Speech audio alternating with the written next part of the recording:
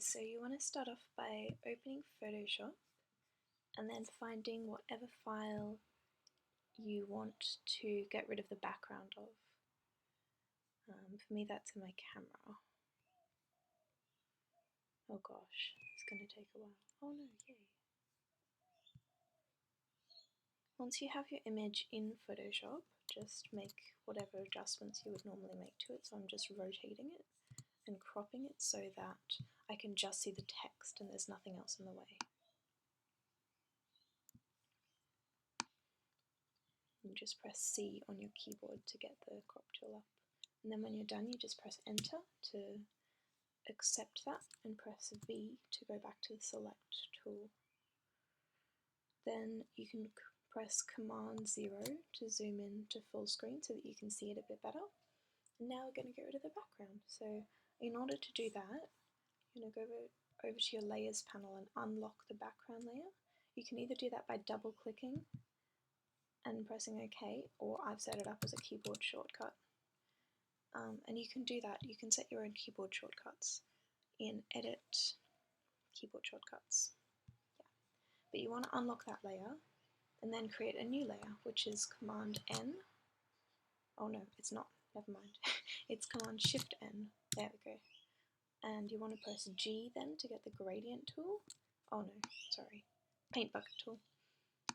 And then fill this other layer with a dark colour that isn't black. Then select your original layer, move it above that one so you can see it. And that blue layer is just going to allow us to get rid of the background more efficiently and more effectively. So with this one, I'm going to go to Select Color Range. So for me that's Command Shift R. And then using the eyedropper tool that comes up automatically, you select the background, just any spot in the background.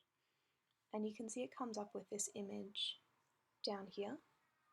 And I like to go about 100. Just basically do it until this selection looks quite clean. You saw when it was at 20 or 30 it was quite yucky. So it looks like it'll be clean at 100. So just select that and then it'll have selected all of the colours that are similar to that colour you selected in the background. So you can just press delete and that will get rid of most of the background.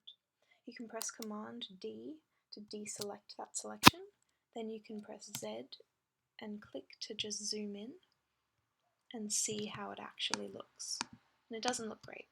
So in order to make it even cleaner, we'll go back to that select colour range and select just the outside of these letters, which are still white. And just delete that again, deselect. Still a little bit, so I'll just do it one more time.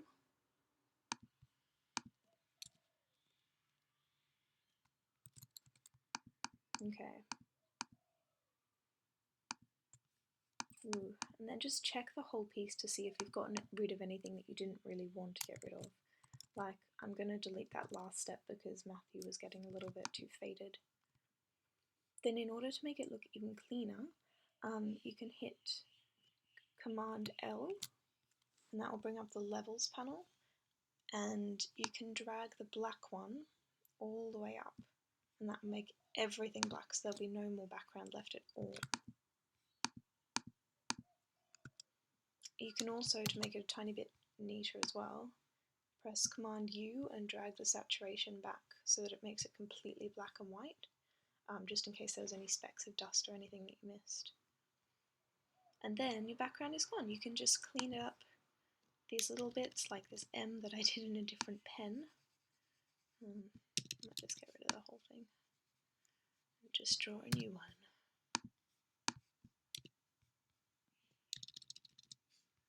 Yeah, just make any other adjustments that you want to. And then when you're done with that, you can just go back to this layer that we filled in blue and fill it with whatever you want to. You could even put a photo here if you want to have this text over over a photo. There's a photo. I don't know where any good ones are. There we go. Let's just do that one for a random example. Just place this photo.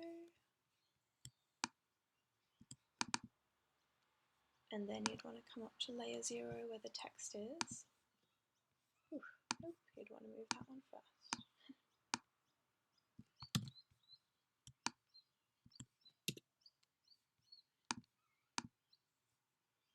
And then with the text layer, you can move that by pressing Command T and then holding Shift while you drag the outer corner in.